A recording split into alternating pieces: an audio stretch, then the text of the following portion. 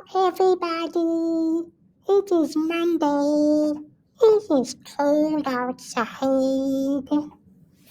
What's up, everybody? It is Monday, January 25th, and this is In Case You Missed American History. And if you're watching this, that means you couldn't come to class today, and that's okay. I hope you're well, and I hope those around you are well, and I hope that you had a good weekend. Didn't do much myself, but, hey, that's kind of become the norm. A little bit of this, a little bit of that. Watch a little TV. What are you going to do? So today's video, what I'm going to do is I'm going to give you a rundown on what we're going to do this week, along with, obviously what you missed today. And kind of some of the big reminders before we get into the week and things are you had some work due on Friday last week. I think it was called Progressive Sweep the Nation. And if for some reason you didn't get Progressive Sweep the Nation done, you need to make sure that you get that into me soon. I'm going to be putting grades in the grade book for that, maybe even today. So be in your best interest to get those in. One quick hint about the work, some of them seeing a little bit of. Make sure you're putting things in your own words.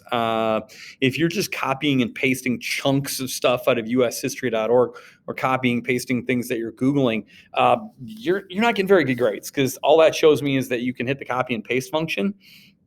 In some cases, people aren't even copying and pasting the right things. They're just finding the word and copying the paragraph it's in and dropping it, and they're not even answering the questions. So make sure you're using your own words. Make sure you're reading through things, doing the best you can to do things on your own.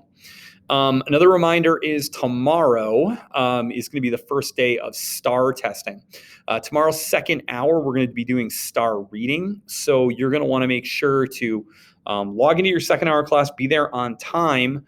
And instead of having your second hour class, like if you have me for 2A American History, instead of having 2A American History, you're going to take the STAR reading test. We're going to be doing the STAR math test. I think it's third hour on Thursday. More to come on that. I'll give you guys a reminder on that on Wednesday. Okay. Basically, our week, just kind of do a little something that maybe isn't on the slide. Our week is going to be relatively jam-packed. Because today is going to be going through a couple of slides, and I have a new assignment, the assignment for the week for you guys, which is going to be due on Friday. I'll explain that to you guys a little bit later. Tomorrow is going to be kind of a work day. If you're in first or fourth hour, you're going to log in. We'll do trivia. We'll talk a little bit, and then we'll get you guys some time to work on your assignment that is going to be due. Wednesday, we're going to wrap up the chapter. We're going to talk about the things we have left to talk about in the unit. Thursday is going to be test day for us. We're going to take a little Google Forms test. And then Friday, we're going to get started on World War I. So that is the plan. So that's kind of the way things are going to look for us this week. Again, I'll record a video every day and post it right here where you guys will be able to find it. Now, today what we're going to do is we're going to look at changes in schools, and we're also going to look at how progressives impacted cities, okay? In particular, we're going to look at one city and kind of how that city became the example for others. Any time that you have allotted for American history, you could use that to work on the assignment that maybe was due last week if you didn't get that done, or the one that's due this Friday that I just posted today.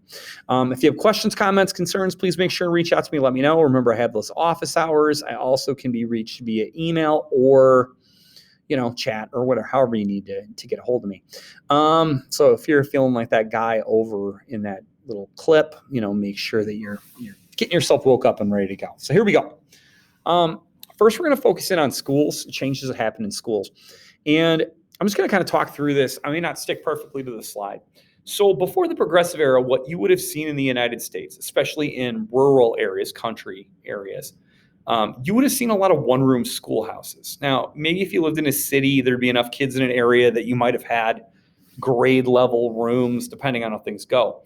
But if you've ever seen an old TV show called Little House on the Prairie, or if you remember, some of you guys took a field trip in elementary school to Old World, Wisconsin. One of the things you might have visited at Old World, Wisconsin is an old one-room schoolhouse. And what you got in a one-room schoolhouse is everybody who was of school age was going to be in the same room at the same time with one teacher. You would have had a small population of kids that would have gone from first grade all the way up until whenever kids stopped going to school or would have graduated. In most states back then, it was legal to drop out of school at about age 12. By the end of the Progressive Era, you were probably in till 16, and now it's 18. But what you would have seen is like if I had a classroom in front of me, over on this side of the room, I might have in rows of seats, I might have first, second, and third graders. Here, I might have third, fourth, and fifth graders. Here, I might have sixth, seventh, and eighth graders. And then over on this side, I might have high school kids. And as the teacher, it was my job to teach those kids, basically in the beginning, the 3 R's: reading, writing, and arithmetic. Now, if you think about that, reading is an R word, writing is a W word, arithmetic or math is an A word. That doesn't make any sense. Now, the way that I was going to do that is I was going to have like tons of math problems up on my board of various skills and abilities. And then I would teach the little first through third graders how to do something. I don't know, simple addition, one digit numbers, 2 plus 2, 3 plus 3, 4 plus 5, and maybe some subtraction. And then I would have some sample problems on the board for them to do on their part of the room. Then I'd move over to the next group of kids, the third, fourth, fifth graders, whatever it might be. And they might be working on some larger, math, addition, subtraction, or maybe some simple multiplication or division. The sixth, seventh, and eighth graders might be doing some more complex math in that vein. And the high school kids might be doing algebra or some basic like geometry, like figuring out the area of a circle or a triangle. And as I taught the different groups, then they would have independent work time, and maybe the older kids would help the younger kids. But if you can imagine, if you have a little brother or sister that goes to Marshall schools, you being in the same room at the same time all day long. Okay. They wouldn't have served lunch. You would have had to have brought your own lunch. You would have had one teacher. The only qualification to be a teacher was that you were a high school graduate in most states. So if you know someone who was in the graduating class of 2020 last year, they could be your teacher this year. During the progressive era, things changed, though. Schools started to move to more like grade-based rooms, where you'd have a first grade room, a second grade room, a third grade room, and so on, with different teachers. Now, if the district was small, you might still have a first through third grade room. They'd be over there. And then this would be the fourth, fifth, and sixth, and the seventh and eighth would be next door. And the high school kids, depending on how many there were, there could be more than one high school room. But, odds are you probably in a small town like Marshall weren't going to have that many. High school also became more popular, not just because of them moving the graduation age up, but because more people saw it as a way to better their kids' lives, to keep them in schools. Gender mattered less. It used to be that young women didn't attend school for as long as young men, because it was seen as more important that a young woman learn to cook, clean, sew, take care of small children. That was part of her education. Schools were still segregated. You still had all white schools and all everybody else schools. But more and more and more schools were becoming more inclusive for more different kinds of people. They moved away from those old classics, the 3 R's, the reading, writing, arithmetic, and moved towards not just more subjects, but also more of what was called almost like an assembly line idea. In an assembly line, if you remember chapter 3, you put in this part, we put in this part, you put on that part, you put on that part, and then we get something done. Okay, the idea of the assembly line is more like almost what you did in elementary school, where you spent about 45 minutes to a half an hour on reading, and then math, and then English, and then writing, and then social studies, and then science, and then you had your specials, and you kind of all got plopped the same thing. Here, we're all doing this math problem. We're all reading this story. We're all doing this. So you're in assembly line. We give you a little history, then we give you a little science, then we give you a little English. Now we're going to work some spelling and handwriting. Now we're going to do some math, okay? And now you all get to go to the gym. All right. And more subject areas obviously come out of that too, science and different things, but also like shop classes and ag classes and music classes and art classes and the things that weren't usually included in schools. And so the things that you have offered you become more diverse as kids get to stay around longer.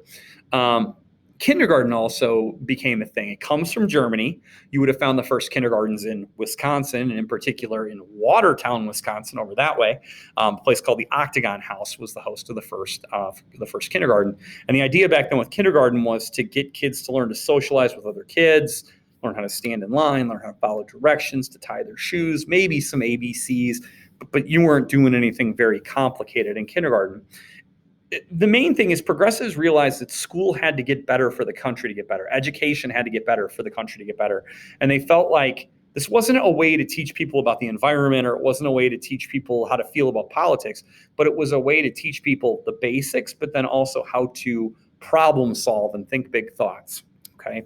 And so school in the progressive era becomes closer to what it is today. Honestly, not a lot has been changed about education in the last 120 years or so, to be totally honest. They may have block scheduling, we may have standards-based grading, but it is very much still kind of this assembly line style, and it is in a way a lot of one-size-fits-all type things. And there's obviously a lot of change on the horizon at some point, but haven't seen it during my 24 years. All right. Last thing I want to talk to you guys about today is about progressives in cities. Now, progressives were in all parts of life, and they kind of chased problems that they could solve. And so it was obvious that one area where they were going to see a lot of problems was in cities. Having a city equals problems. When you put too many people in a small area, problems are going to emerge. Things like increased crime, need for clean water, a need for clean streets, better education for kids, playgrounds for kids, work hours, factory rules, you name it, cities have those kinds of problems. Now, cities in the progressive era didn't look like cities do now. There weren't cities of 3 million, 5 million. Cities were huge if they had 1 million people. As a matter of fact, the qualification for a city back then was about 100,000 people. Sun Prairie, while only about 20 to 25,000, would have been considered a massive place in the progressive era America. Milwaukee was by far the largest city in Wisconsin, and when one of the largest cities in the Midwest. It was actually the 13th largest city in America, I think, in 1910. 50 cities with 100,000 people or more at that time. Now, obviously, New York was still, huge, and Chicago was big, and your usual places, your Houstons, your Atlantas, San Francisco on the West Coast, so some of the same names that you're used to, but places like Las Vegas didn't even exist yet. Now, with problems in cities, a lot of progressive people get involved in city government, and one example was the mayor of Toledo, Ohio, a guy named Sam Jones. Now, Sam Jones, I'm gonna spare you the long story. Sam Jones had grown up on a farm, and by luck had discovered oil on his land and accepted an offer from John Rockefeller, became a factory owner, which he knew nothing about, but ran the factory using one simple rule called the Golden Rule. Now, if you know the Golden Rule is it's do unto others as you would have done unto you, or treat others how you want to be treated. And Sam Jones ran his factory that way. He shorter work days, more money, weekends off, company picnics, insurance, free daycare, and his workers loved him. And more, his factory became successful, and his factory was in Toledo, Ohio. And the people said, Sam, you're really good at this. Maybe you should run for mayor. Maybe you could fix Toledo. And Sam's like, oh, shucks, I don't know nothing about being a mayor of a city. And they're like, well, just run it the way you run the factory. Golden Rule. And so Sam goes, oh, fine, I guess I'll run. And he runs, and darn, he wins. He's like, oh, I won. Wow, what do I do now? And he looked at Toledo, and he saw the problems, just like a progressive would. And he laid them out one by one, and he tried to come up with solutions. Garbage pickup on a certain day of the week, police patrolling neighborhoods to make sure things were safe, playgrounds being built and parks being built for people to hang out at, free city golf courses where people who lived in the city could have recreation for free. He put libraries inside the jails and prisons so that the prisoners could educate themselves and be less likely to commit crimes. And basically, Sam Jones just knocked out the problems one by one and made Toledo a place that was considered to be the best city in America.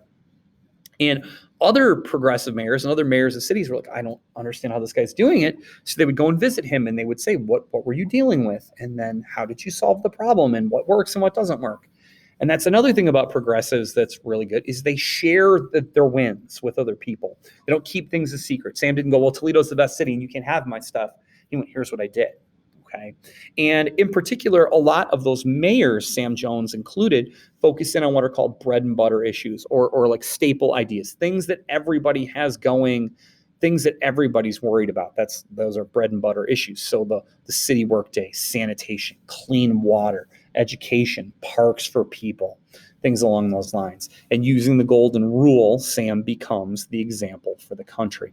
And little by little, cities become a little bit better to live in during the progressive era. A little less corruption, a little less yuck, a little less crime, and a little better place to be. Okay, so that's everything for today. There is an assignment, though. I want to show you guys this. So if you go into Classroom, I'm just going to click on this. I'm going to bring up the instructions. It's called Modern Day Progressives. It says, here's our assignment for the week. You'll need to read a short article and watch Amanda Gorman's The Hill We Climb. performance from the inauguration to answer the questions about modern day progressives. Now, if I click on this, give me 2 seconds. Sorry, I'm a little slow on the uptake. I should have just loaded it for you early. Little directions here. You've got a short reading. It's like 4 paragraphs, I think it is. I've kind of got some things highlighted, some colors and things like that. And what you're going to do here is you're going to use the reading and the link to the reading of the poem, which is about 5 minutes long, to answer the 5 questions that are underneath. And that is going to be due on Friday by midnight. If you have any questions, please reach out. Let me know. Otherwise, I hope you're well. I will see you soon. Bye-bye.